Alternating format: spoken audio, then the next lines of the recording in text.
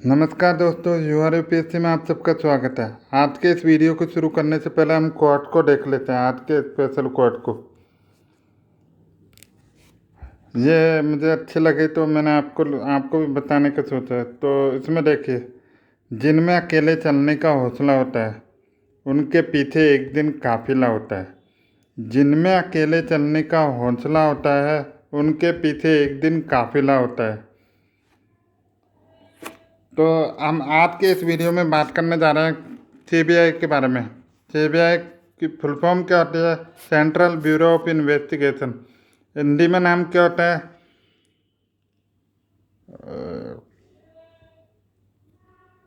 हिंदी में नाम होता है इसका भारतीय अन्वेषण ब्यूरो।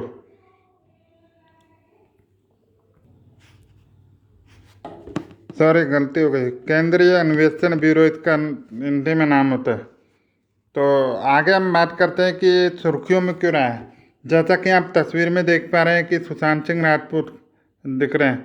तो जो हाल ही में जो सुप्रीम कोर्ट द्वारा जो इन एक्टर का जो केस है, मर्डर केस, उसको सीबीआई के को ट्रांसफ़र कर दिया है। मुंबई पुलिस से सीबीआई को ट्रांसफ़र कर दिया है, जिस कारण इसको पढ़ना, सीबीआई के बारे में पढ़ना बहुत ज़रूरी हो गया। अब सीबीआई किस मंत्रालय के अंतर्गत कार्य करती है? सीबीआई भारत सरकार के अंतर्गत कार्य करती है। किसके through? Ministry of personnel public grievance and pension के अंतर्गत। इसको हिंदी में नाम बोले तो कार्मिक लोक शिकायत और पेंशन मंत्रालय।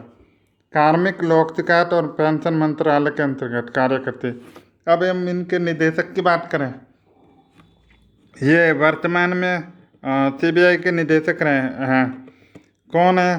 श्री ऋषि कुमार शुक्ला। ये क्या है? 1983 के बैच के आईपीएस अधिकारी हैं जो आज सीबीआई के निदेशक हैं।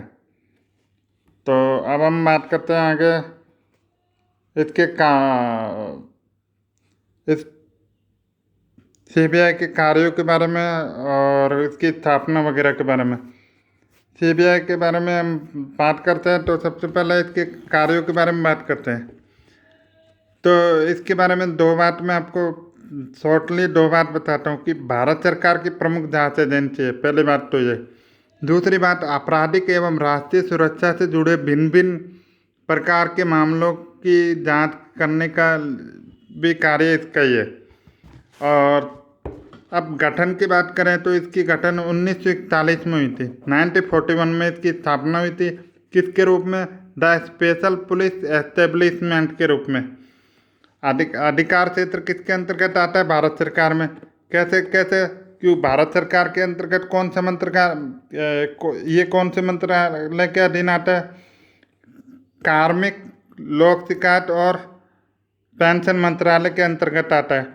तो ये मंत्रालय किसके अंतर्गत आता है? भारत सरकार के अंतर्गत। तो इनडायरेक्टली रूप से इसका अधिकार क्षेत्र कौन सा हो गया? भारत सरकार के अधिकार क्षेत्र में आती है। इसका मुख्यालय किधर है? नई दिल्ली। भारत में नई दिल्ली के अंदर इसका मुख्यालय है। तो इन सबके साथ अब इसके बारे में पढ़ना शुरू करते हैं। सबसे पहले हम विकीपीडिया से देखेंगे। तो देखिए, केंद्रीय अन्वेषण ब्यूरो या सीबीआई भारत सरकार की प्रमुख जांच एजेंसी है। ये आपको मैं बता चुका हूँ। आपराधिक एवं राष्ट्रीय सुरक्षा से जुड़े भिन्न भिन्न मामलों की जांच करती है। ये चीज़ तो हो चुकी है। यह कार्मिक एवं प्रशिक्षण विभाग के अधीन कार्य करती है। किसके अंतर्गत कार्य करती है? कार्मिक एवं प्रशिक्षण विभाग के अधीन कार्य करती है। इसका ये फेडरल ब्यूरो ऑफ इन्वेस्टिगेशन से मिलता जुलता है, मतलब ये, किंतु इसके अधिकार क्षेत्र एफबीआई के तुलना में सीमित है। इसके अधिकार एवं कार्य दिल्ली पुलिस संस्थान अधिनियम 1963 से प्रभावित किए गए।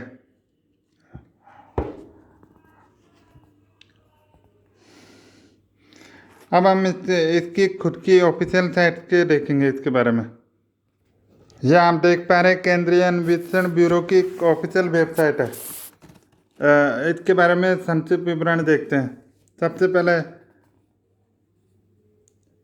मुख्य मुख्य बातें छांट के बताऊंगा मैं इसमें। द्वितीय विश्व युद्ध के प्रारंभ में भारत सरकार ने यह महसूस किया कि युद्ध के प्रयासों के लिए की गई खर्च में अधिक वृद्धि ने अनैतिकता और असामाजिक लोगों अर्थात सरकारी गैर सरकारी दोनों प्रकार के लोगों को रिश्वतखोरी और भ्रष्टाचार में सरकारी आम जनता की लागत में संलिप्त कर दिया। मतलब भ्रष्टाचार को कुल मिला के बढ़ावा दे दिया। जो वो द्वितीय विश्व युद्ध में जो सरकार द्वारा जो पैसे दिए जा रहे थे ना, उसमें ये अब आपको बताओगे द्वितीय विश्व युद्ध कौन से अंग्रेज़ों के टाइम में हुई है। तो ये सही है कि अंग्रेज़ों के टाइम में इसका जो मूलभूत ढांचा तैयार किया गया था। तो अंग्रेज फिर आपको समझ में आ गया। तो आगे देखते हैं। राज्य सरकार के अधीन पुलिस तथा अन्य कानून को लागू करने के लिए एजेंसियां इस स्थिति को काबू करने में समर्थ नहीं थी। इस स्थिति लिखा हुआ है ये। इसलिए भारत सरकार के युद्ध और आपूर्ति विभाग जो कि युद्ध संबंधित थे में रिश्वतखोरी भ्रष्टाचार के मामलों की जांच करने के लिए एक पुलिस उप महानिरीक्षक के अधीन 1941 में विशेष पुलिस स्थापना के द्वारा एग्जीक्यूटिव ऑर्डर पारित किया गया। 1942 के अंत में एसपीई के कार्य क्षेत्र को बढ़ाकर भ्रष्टाचार मामलों सहित शामिल किया गया।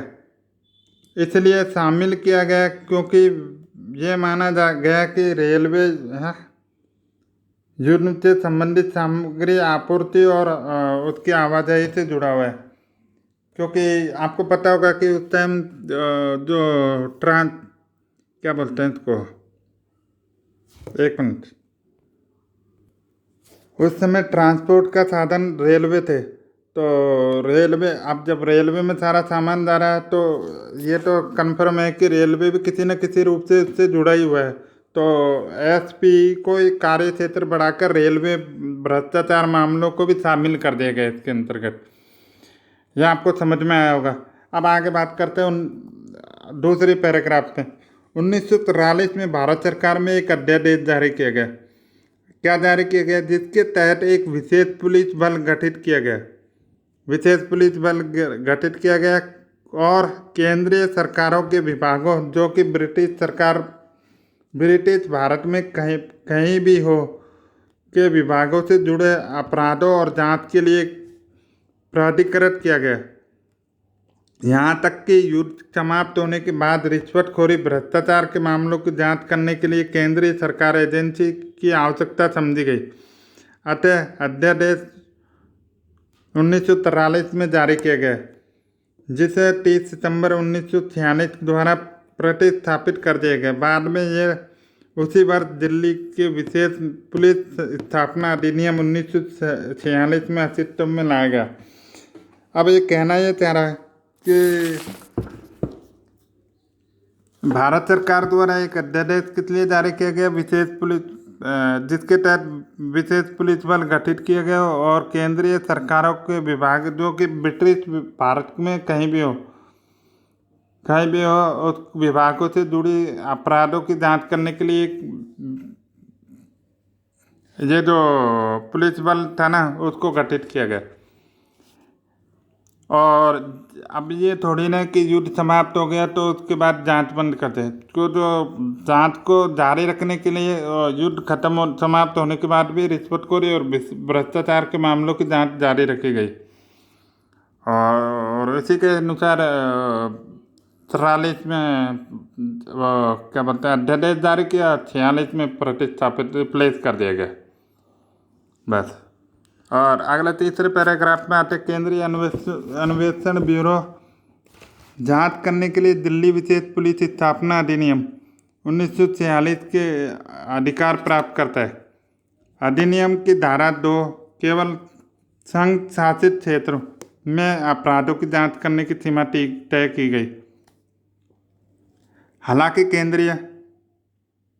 केंद्रीय सरकार द्वारा सीमा को अन्य क्षेत्रों जिसमें रेलवे शामिल है में बढ़ा सकती है तथा अधिनियम धारा 5वीं का पहला भाग के तहत राज्यों को अधिनियम धारा 6 के तहत सहमति प्रदान प्राप्त करने की अधिकार देती है। ये कुछ क्या अधिकार देती है कि केंद्रीय अन्वेषण ब्यूरो के कार्यकारी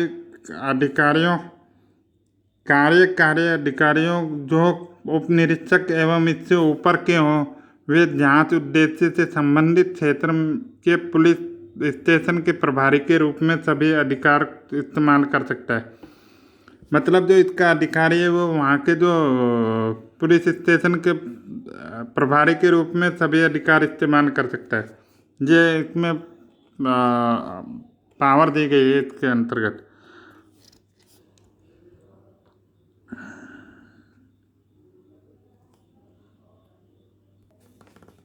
और अधिनियम की घोषणा के बाद में एसपी का अधिक्षण किसके अंतर्गत डाला गया? गृह मंत्रालय को सौंप दिया गया। हाँ, और इसके कार्य क्षेत्र को केंद्रीय सरकार के सभी विभागों को कवर करते हुए बढ़ा दिया गया।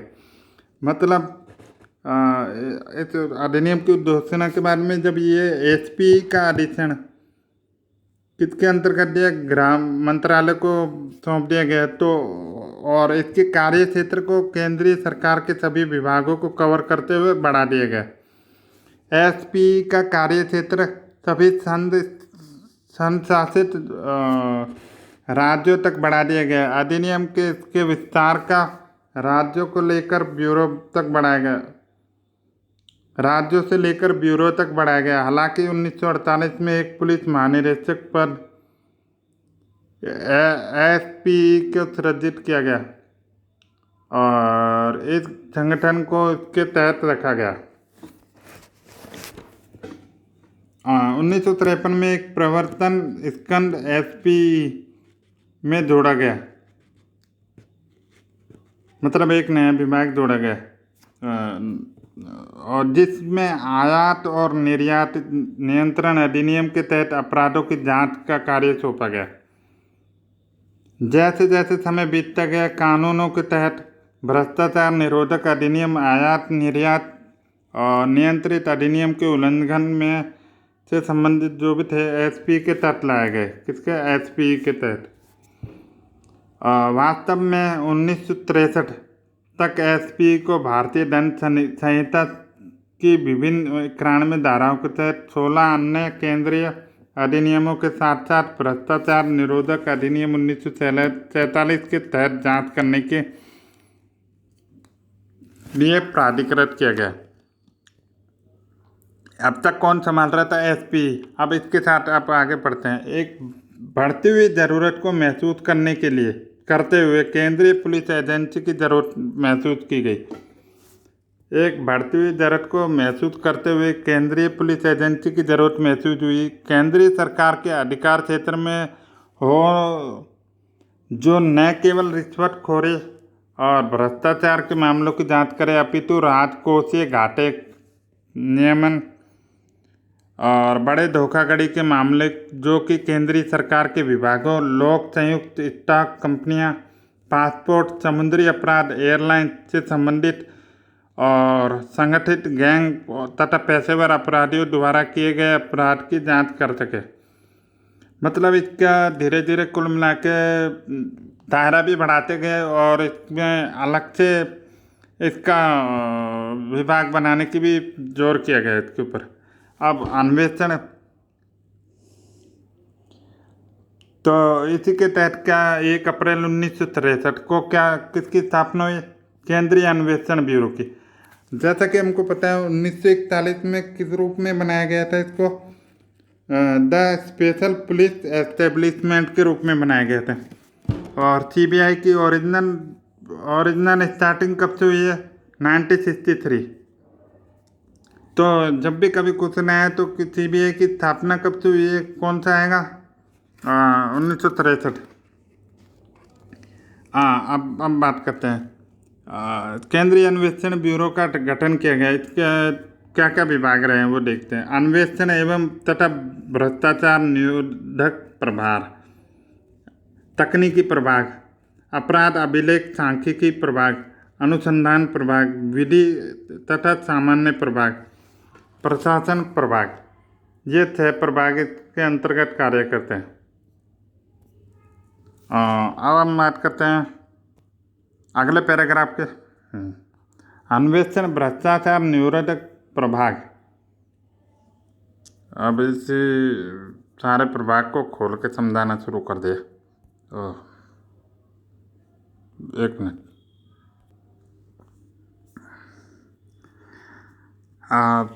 7वें पैराग्राफ में आता है अन्वेषण तथा भ्रष्टाचार निरोधक प्रभाग DSPE का कार्य। DSPE अधिनियम 1946 के इसके अधिकार शक्तियों को लेकर लगातार संकल्प शासित नादेश दिया गया। ऐसे मामले जिसमें सरकारी कर्मचारी जो केंद्र सरकार के अधीन है वे स्वयं राज्य सरकार के कर्मचारियों और अन्य व्यक्तियों के साथ लिप्त होना है। ऐसे मामले जिसमें केंद्रीय सरकार के हितों या किसी सरकारी क्षेत्र के परियोजना या उपक्रम या कोई अन्य संवैधानिक निगम या कोई अन्य स्थापित निकाय और केंद्रीय सरकार द्वारा वित्त पोषित में लिप्त हो। ऐसे मामले जो कि भारत सरकार के विशेषकर जिनका उदाहरण नीचे दिए गए। अब ये जो 4 उदाहरण दिए गए ना उसको देखते हैं।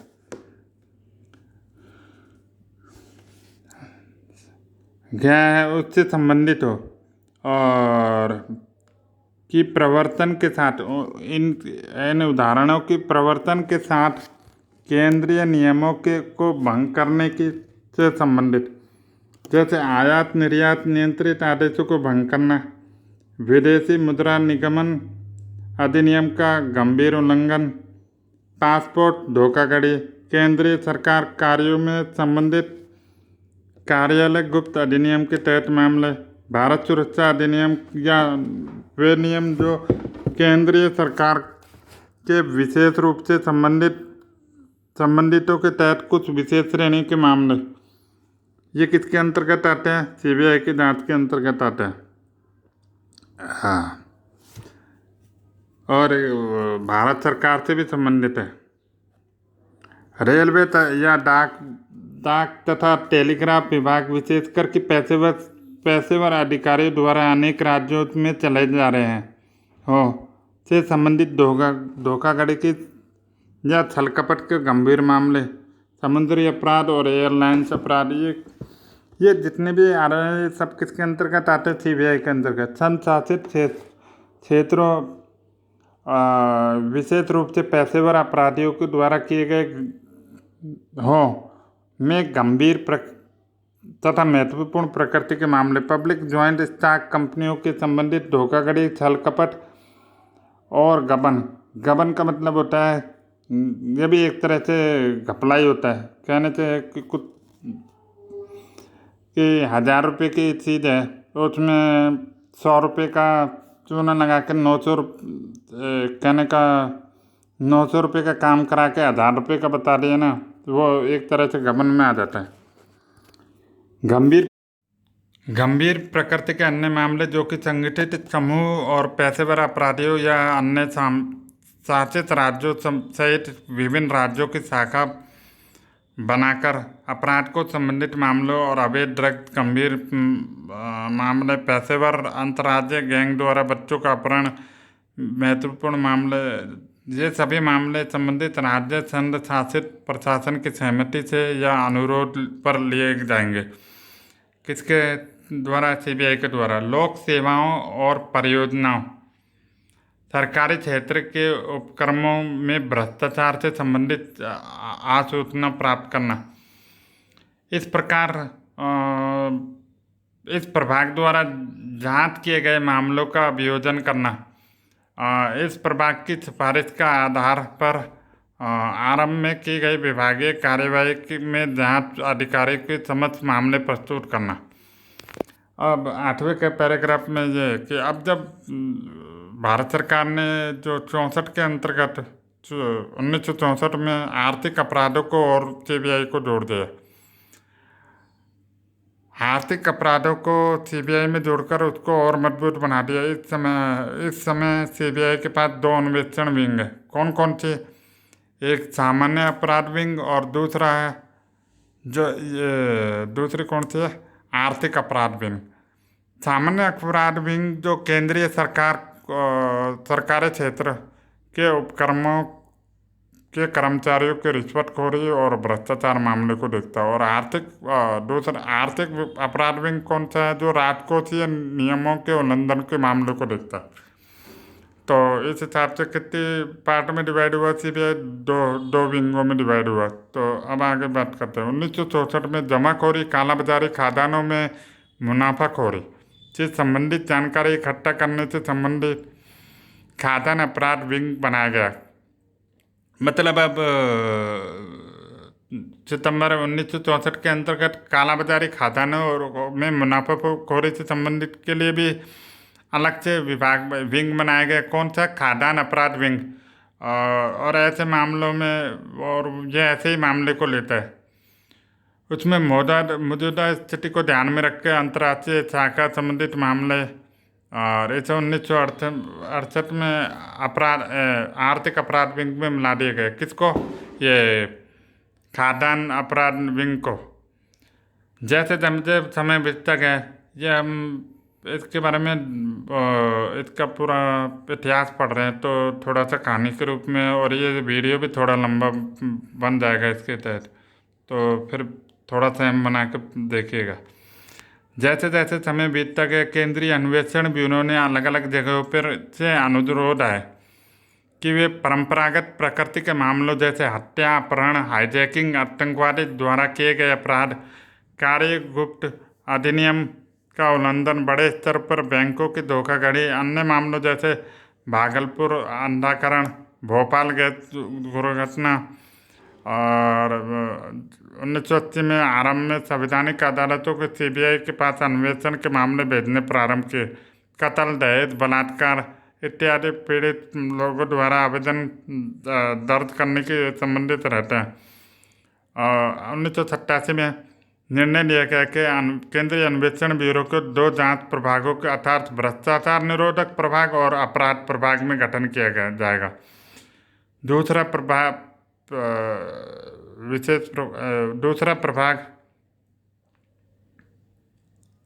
1987 में क्या निर्णय लिया गया? दो जांच प्रभागों में बांटने का निर्णय लिया गया। पहला प्रभाग था भ्रष्टाचार निरोधक प्रभाग और विशेष अपराध प्रभाग, और जो दूसरा प्रभाग था आर्थिक अपराधों के साथ साथ परंपरागत अपराधों की भी जांच करेगा। दो अपराध प्रभाग कौन कौन से हुए? भ्रष्टाचार निरोधक प्रभाग और विशेष अपराध प्रभाग। और दूसरा प्रभाग जो है आर्थिक अपराधों के साथ साथ परंपरागत अपराधों की भी जांच करेगा।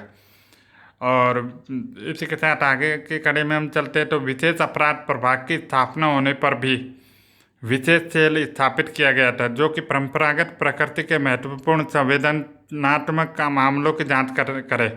उदाहरण के लिए 1991 में राजीव गांधी की हत्या की जांच करने के लिए एक विशेष जांच टीम SIT का गठन किया गया।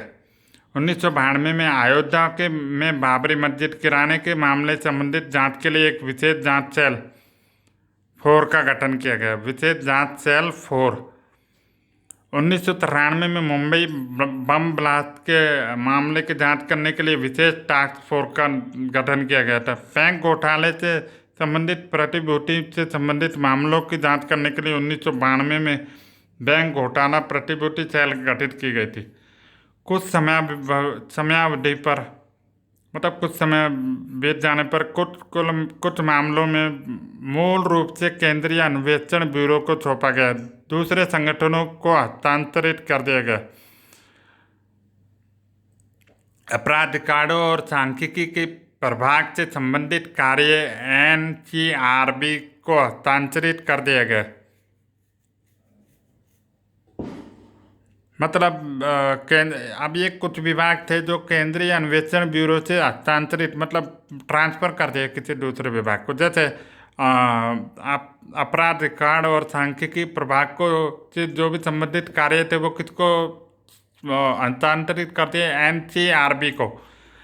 और अनुसंधान प्रभाग से संबंधित कार्य किसको हस्तांतरित करती है, बीपीआरएनडी को।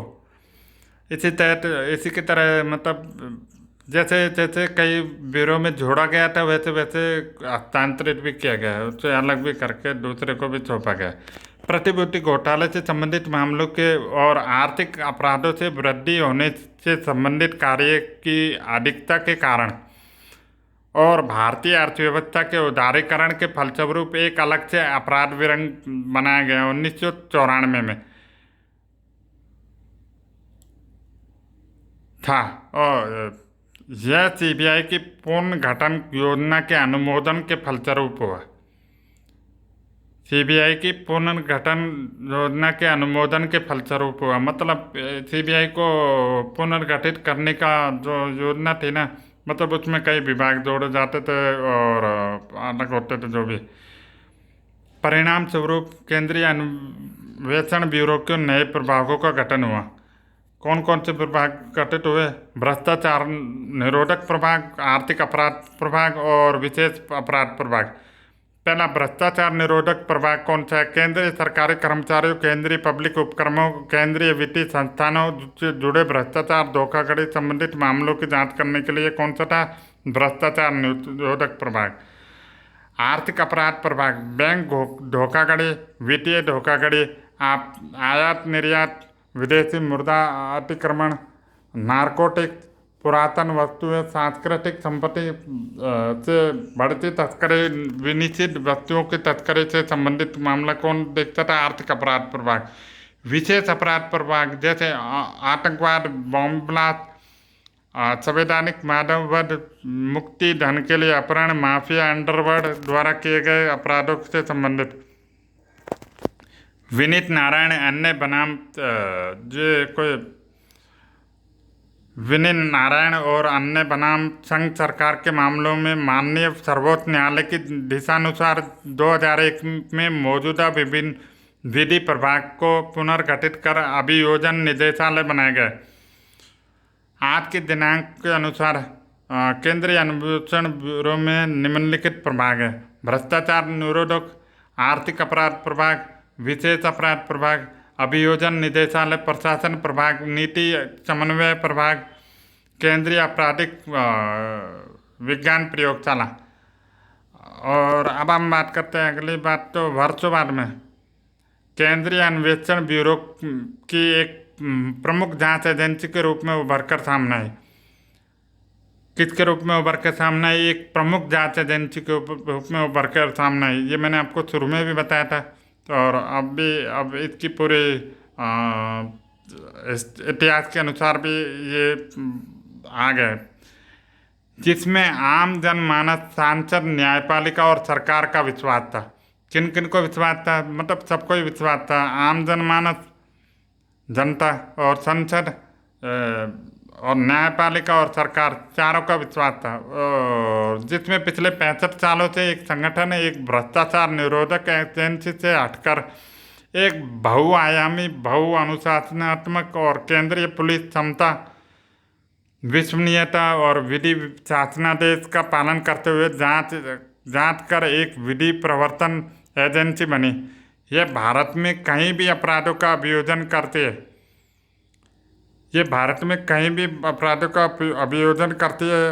आज की तारीख के अनुसार 69 केंद्रीय और 18 राज्य अधिनियम के तहत अपराध और भारतीय दंड संहिता के तहत 231 अपराधों को केंद्रीय सरकार ने जीपीएससी अधिनियम की धारा 3 के तहत अधिसूचित किया गया है। निदेशक एवं केंद्रीय अन्वेषण ब्यूरो पुलिस महानिदेशक के रूप में दिल्ली विशेष पुलिस स्थापना संगठन के प्रशासन के प्रति उत्तरदायी है। केंद्रीय सतर्कता आयोग अधिनियम 2003 के लागू हो जाने से दिल्ली विशेष पुलिस स्थापना का अधीक्षण भ्रष्टाचार निरोधक अधिनियम 1988 के तहत अपराधों के अन्वेषण को छोड़कर भारत सरकार के हाथ में है। अधीक्षण केंद्रीय सतर्कता आयोग के पास निदेशक केंद्रीय अन्वेषण ब्यूरो को सीबीआई सीबीसी अधिनियम 2003 के तहत सीबीआई में प्रमुख 2 वर्ष का कार्यकाल सुरक्षा प्रदान की गई है। सीबीसी अधिनियम में यह व्यवस्था की गई है कि सीबीआई में पुलिस अधीक्षक या इससे ऊपर की रैंक का जो भी अन्य अधिकारी हैं वो निदेशक सीबीआई के चयन के लिए एक तंत्र मुहैया कराएगा। मतलब इन जो क्या बोलते हैं, ये सीबीआई में पुलिस अधीक्षक और इससे ऊपर की रैंक के अन्य अधिकारियों को और निदेशक सीबीआई के चयन के लिए एक तंत्र मुहैया कराएगा। कौन? सीबीसी अधिनियम में व्यवस्था के कौन कराएगा? दोस्तों, मुझे लगता है कि आपको ये सब समझ में आया होगा, फिर भी अगर एक बार रिवीजन जरूर कर लेते हैं। तो रिवीजन के तौर में हम बात करते हैं सबसे पहले कि इस सीबीआई का पूरा नाम क्या है? Central bureau of investigation. इसका हिंदी में नाम क्या है? केंद्रीय अन्वेषण ब्यूरो। और इसका अधिकार क्षेत्र क्या है? भारत सरकार के अंतर्गत आता है। कौन से मंत्रालय के अंतर्गत आता है ये? कार्मिक, लोक शिकायत और पेंशन मंत्रालय। और हम बात करें इसकी गठन कब हुआ? 1941 में। किसके रूप में हुआ था? The special police establishment. लेकिन फाइनली सीबीआई के रूप में इसका गठन कब हुआ था? 1963 में। तो अब बात करते हैं इसका क्या चीज़ है। ये भारत सरकार की प्रमुख जांच एजेंसी है और इसके आपराधिक एवं राष्ट्रीय सुरक्षा से जुड़े भिन्न भिन्न प्रकार के मामलों की जांच करना इसका कार्य है। और अभी फिलहाल में इसका सुर्खियों में क्यों है? जैसा कि आपको पता होगा, सुशांत सिंह राजपूत जो कि एक एक्टर हैं, उनके जो मर्डर केस की फाइल किसको सुप्रीम कोर्ट ने मुंबई पुलिस से सीबीआई को सौंपने को कह दिया है। तो इसके बारे में पढ़ना तो ज़रूर बनता ही था। तो अब आगे बात करते हैं। ये आपने देख लिया मनीष सिराले कौन से, और अब इनके प्रमुख की बात करें। इनके निदेशक कौन है? श्री ऋषि कुमार शुक्ला, जो कि 1983 के बैच के आईपीएस अधिकारी रहे। रिवीजन के रूप में केंद्रीय अन्वेषण ब्यूरो के बारे में देखते हैं। अब केंद्रीय अन्वेषण ब्यूरो सीबीआई की प्रमुख जांच एजेंसी है। यह भारत सरकार की प्रमुख जांच एजेंसी केंद्रीय अन्वेषण ब्यूरो, जिसका सीबीआई भी बोलते हैं। यह आपराधिक और राष्ट्रीय सुरक्षा के जुड़े विभिन्न प्रकार के मामलों की जांच करने के लिए क्या बोलता है लगाए जाते हैं।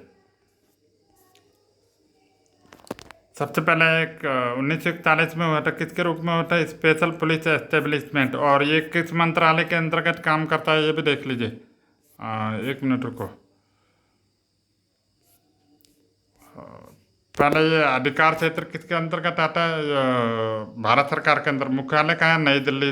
और इसके हम बजट की बात करें तो इस बार में 695.62 करोड़ रुपये, 695.62 करोड़ रुपये का लगाए गए थे। और ये कौन से मंत्रालय के अंतर्गत काम आता है? Ministry of personal and public grievance से पेंशन मंत्रालय। इसको हिंदी में बात करें तो कार्मिक एवं प्रशिक्षण विभाग के अधीन कार्य करता है। और यद्यपि ये संगठन किसके जैसा रहा, एफबीआई के मिलता जुलता है, लेकिन इसका कार्य क्षेत्र एफबीआई की तुलना में सीमित है। और इसकी स्थापना 1963 में किस अधिनियम के तहत हुई थी? दिल्ली विशेष पुलिस स्थापना अधिनियम के तहत हुई थी। भारत सरकार में सीबीआई ही इंटरपोल अधिकारी की इकाई है।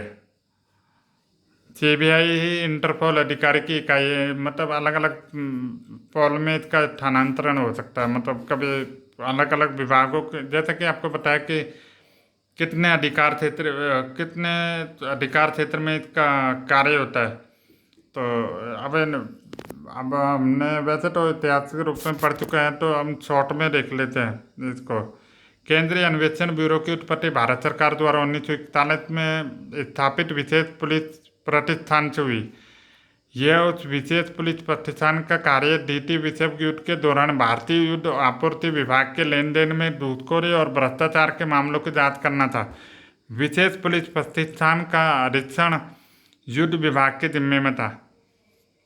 युद्ध समाप्ति के बाद में केंद्र सरकार और कर्मचारियों की घूसखोरी भ्रष्टाचार के मामलों की जांच करने हेतु केंद्रीय सरकारी एजेंसी के रूप में एजेंसी की जरूरत मौजूद हुई।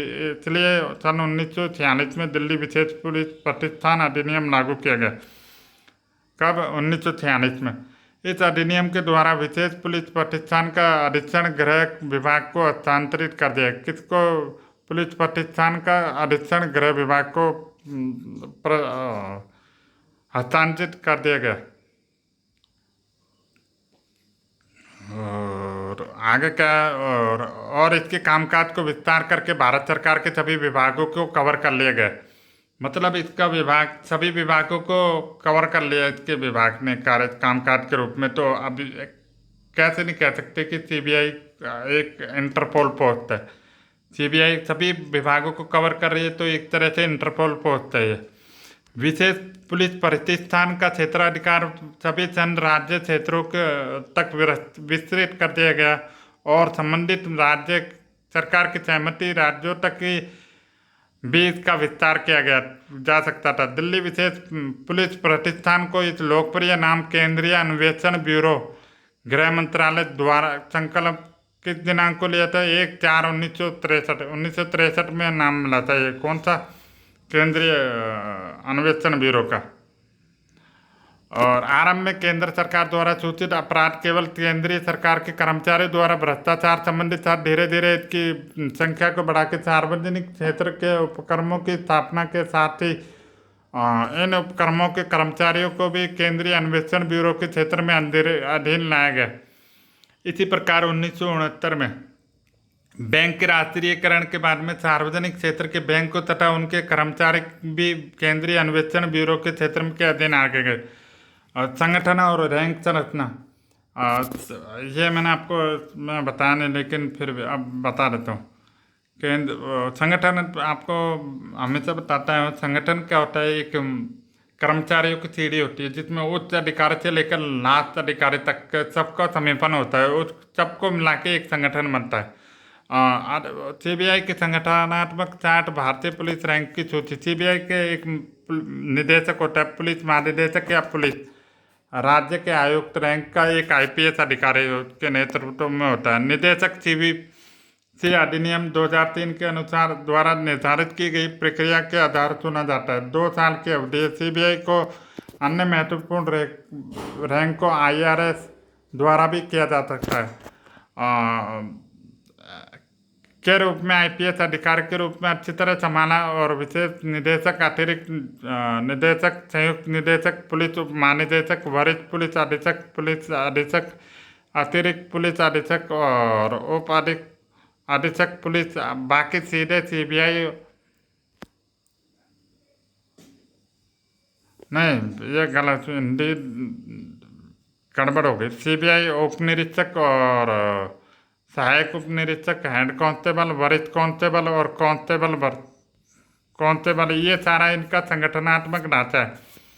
और सीबीआई की वार्षिक रिपोर्ट के अनुसार वार्षिक रिपोर्ट कर्मचारी के अनुसार आमतौर पर अनुसचिवीय कर्मचारी पूर्व संवर्ग पद हैं जो कि तकनीकी प्रकृति, कार्यकारी स्टाफ और ईडीपी स्टाफ के आमतौर पर काम कर रहे हैं। इसके बीच में कार्य विभाजित किए गए। हिंदी भाषा स्टाफ आधिकारिक भाषाओं में विभाग के अंतर्गत आता है। और अन्य पदों की बात करें तो एलडीसी, यूडीसी, अपराध आदि सहायक कर्मचारी, कांस्टेबल, एएसआई, उप निरीक्षकों आदि, ईडीपी कर्मचारी, डाटा एंट्री वगैरह ये सब आते हैं। Data entry operator, data processing सहायक, ये सब आते हैं।